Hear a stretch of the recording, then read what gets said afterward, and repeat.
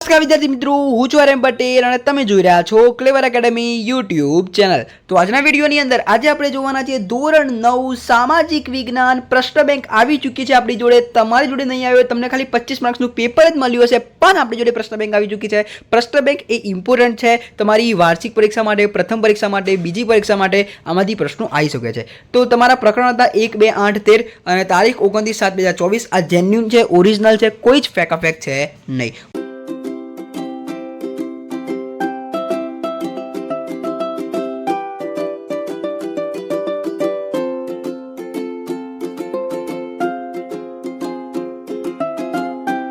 Okay तो चलो original प्रश्न बैंक की बात कर लीए। तो पहलू जोड़का है, पहलू है प्लासीનું युद्ध।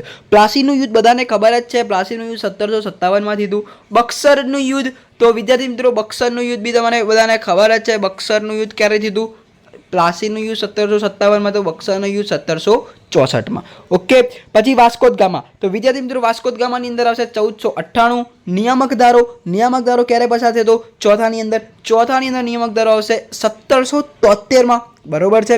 પાંચમું, ભારતમાં પ્રથમ રેલવેની શરૂઆત 1853 માં થઈ હતી, મુંબઈ અને થાણા વચ્ચે। આ યાદ રાખજો। ઓકે, ભારતમાં પ્રથમ રેલવેની શરૂઆત ઈસવીસન 1853 માં મુંબઈ અને થાણા વચ્ચે થઈ હતી। ડેલહાઉસી વાયરોસ બન્યા હતા 1848 ની અંદર। ઓકે, જોઈ લેજો। હવે વિદ્યાર્થી મિત્રો એક બે શબ્દોમાં જોઈએ તો અહીંયા શું લખેલું છે? ભારતના મુખ્ય ભૂમિખંડનો વ્યાપ કેટલા ઉત્તર અક્ષાંશ વૃત્ત અને પૂર્વ રેખાંશ વૃત્ત વચ્ચે રહેલો છે? હું તમને સાચું કહું તો આ પ્રશ્ન જે છે એ છે ખોટો। આમને ટાઈપિંગ મિસ્ટેક થઈ હોય તો ગમે તે હોય, પણ આ પ્રશ્ન ખોટો છે, સાચું કહું તો, બરાબર? કેમ મેં એવું કેમ કીધું? કારણ કે અહીંયા તમે જુઓ તો અહીંયા તમને ઉત્તર અને દક્ષિણ, બરાબર, પૂર્વ પશ્ચિમ આવું તમારા આ ચોપડીની અંદર આપેલું છે, બરાબર? અને અહીંયા તમને શું કીધું છે? ઉત્તર અક્ષાંશ વૃત્ત અને પૂર્વ રેખાંશ વૃત્ત। તો ઉત્તર અને પૂર્વ, બરાબર, ઉત્તર અને પૂર્વ આવી રીતે કેવી રીતે પૂછી શક્યા લોકો?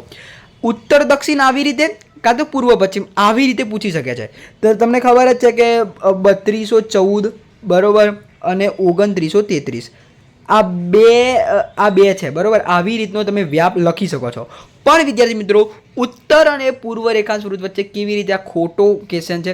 ઓકે, એ લોકોની ટાઈપિંગ મિસ્ટેક હશે। વાત કરીએ વિદ્યાર્થી મિત્રો અહીંયા આગળનો પ્રશ્ન, એટલે કે ભારતનો કુલ વિસ્તાર કેટલા કિલોમીટર છે? તો વિદ્યાર્થી મિત્રો એનો જવાબ આવશે 32.8 લાખ, બરાબર? 32.8 લાખ, અહીંયા પોઈન્ટ અને 8 લાખ। ઓકે, અપસારી પ્લેટ, તો કેટલીક પ્લેટો દૂર થાય, શું? કેટલીક પ્લેટો દૂર થાય તેને અપસારી પ્લેટ કહેવાય। કેટલીક પ્લેટો દૂર થાય તેને શું કહેવાય? અપસારી પ્લેટ। હિમાલય પર્વત શ્રેણીનું નિર્માણ કઈ પ્લેટ ટકરાવાથી થયું છે? કઈ પ્લેટ ટકરાવાથી થયું છે? તો બે પ્લેટ છે, ઓસ્ટ્રેલિયન પ્લેટ અને યુરેશિયન પ્લેટ। આ યાદ રાખજો, ઓસ્ટ્રેલિયન અને બીજું છે યુરેશિયન। ઓસ્ટ્રેલિયન પ્લેટ અને યુરેશિયન પ્લેટ। કેનો જવાબ આવશે? પાંચમાનો। સુએજ નહેર શરૂ થવાથી ભારતને કયો લાભ થાય? તો વિદ્યાર્થી મિત્રો આ જે પ્રશ્ન છે એ મોસ્ટ આઈએમપી 2 માર્ક્સમાં છે બોર્ડની પરીક્ષા માટે, બરાબર? અહીંયા તમને 1 માર્ક્સમાં પૂછે છે। તમારે કેવી રીતે લખવું પડે કે જે તમારો સુએજ નહેર જે છે એ 1869માં શરૂ થયો હતો, બરાબર? 1869માં શરૂ થયો હતો। ભારત અને યુરોપ વચ્ચેનું 7000 કિલોમીટર વચ્ચેનું અંતર છે, તેથી ભારતને યુરોપ છે, યુએસએ છે, કેનેડા એટલે કે વિદેશી વ્યાપાર કરવાથી ફાયદો થયો છે, બરાબર છે? વિદેશી વ્યાપાર કરવાથી ફાયદો થયો છે। ભારતની મધ્યમાંથી બધાને આવડે ભૈયા, ભારતની મધ્યમાંથી કયું વૃત્ત પસાર થાય છે? તો કર્કવૃત્ત પસાર થાય। ઓકે, ખાલી જગ્યાની વાત કરી લઈએ તો અફીણના વ્યાપારને કારણે ખાલી જગ્યા દેશ વચ્ચે યુદ્ધ થયા। તો વિદ્યાર્થી મિત્રો ઇંગ્લેન્ડ અને ચીન વચ્ચે અફીણના વ્યાપારના કારણે ઇંગ્લેન્ડ અને ચીન વચ્ચે યુદ્ધ થયું। પ્રથમ વિશ્વયુદ્ધનું મુખ્ય કારણ વર્સેલ્સની સંધિ છે। શું છે? વર્સેલ્સની સંધિ। બોલ્શેવિક ક્રાંતિને રશિયન તરીકે ઓળખવામાં આવે છે, બરોબર છે? તમને બોલ્શેવિકની ક્રાંતિ ક્યાં થઈ હતી? તો રશિયામાં થઈ હતી। ઓકે, ચોથું છે રાષ્ટ્રસંઘની રચના ઈસવીસન ખાલી જગ્યામાં કરવામાં આવી। તો અહીંયા બધા ફસાઈ જાય, કેમ કે ઈસવીસન જ્યાં આવે ત્યાં ફસાઈ જાય। રાષ્ટ્રસંઘની રચના ઈસવીસન 1920માં કરવામાં આવી હતી। વાત કરી લઈએ આગળના વિકલ્પો. ભારતીય બંધારણની મુસદ્દા સમિતિના અધ્યક્ષનું નામ લખો. તો એનું આવશે ડૉક્ટર ભીમરાવ આંબેડકર. ભારતના રાષ્ટ્રપતિ રાજ્યસભામાં વિવિધ ક્ષેત્રના નિષ્ણાત અનુભવી એવા કેટલાક વ્યક્તિઓને સભ્ય તરીકે પસંદ કરી શકે છે. તો એનો જવાબ આવશે બીજું સી 12. ઓકે, આ યાદ રાખજો. ત્રીજા નંબરનો, કેન્દ્ર યાદીમાં કેટલા વિષયો સમાવિષ્ટ છે? તો વિદ્યાર્થી મિત્રો B97. બરોબર છે. ભારતનું બંધારણ ક્યારે અમલમાં આવ્યું? ભારતનું બંધારણ 26 જાન્યુઆરી 1950માં અમલમાં આવ્યું.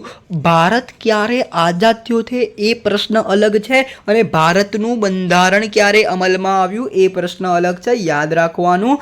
જો વિદ્યાર્થી મિત્રો આઝાદવાળો પ્રશ્ન આવે તો આ રહ્યું આવશે 15 ઓગસ્ટ 1947.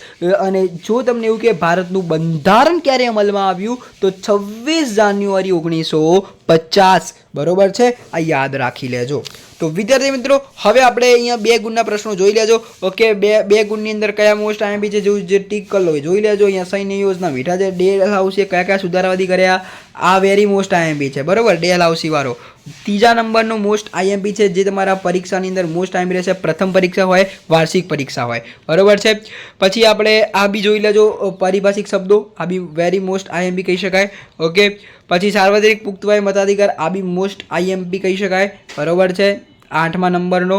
પછી કેન્દ્ર યાદીમાં કેટલા અને કયા કયા, આ બી મોસ્ટ આઈએમપી ગણી શકાય. પછી વિદ્યાર્થી મિત્રો આ બી એવો આ જોઈ લેજો, આખું જે આકૃતિ છે તમારી ચોપડીની અંદર આપેલી છે. બરોબર, શું આવે શું નહીં, બરોબર, તૈયાર કરી લેજો. વિભાગ નંબર C ની અંદર 3 માર્ક્સના પ્રશ્નોની આપણે વાત કરીએ તો એક તો રાષ્ટ્રસંઘના ઉદ્દેશો, વર્સેલ્સની સંધિ, પ્રથમ વિશ્વયુદ્ધ, બરોબર, પછી રશિયાની બોલ્શેવિક ક્રાંતિ, આ મોસ્ટ આઈએમપી થશે. જે ગોળ રાઉન્ડ કરું છું એ તમારા મોસ્ટ આઈએમપી થશે. અને વેરી મોસ્ટ આઈએમપીની વાત કરી દઈએ તો આ 2 મોસ્ટ આઈએમપી થશે, 3 ભારત એ લોકશાહી પ્રજાસત્તાક રાજ્ય છે, બિનસાંપ્રદાયિક રાજ્ય છે, અને અમુક એ હોકાયંત્રની ગરજ સારે છે. આ વેરી મોસ્ટ આઈએમપી છે.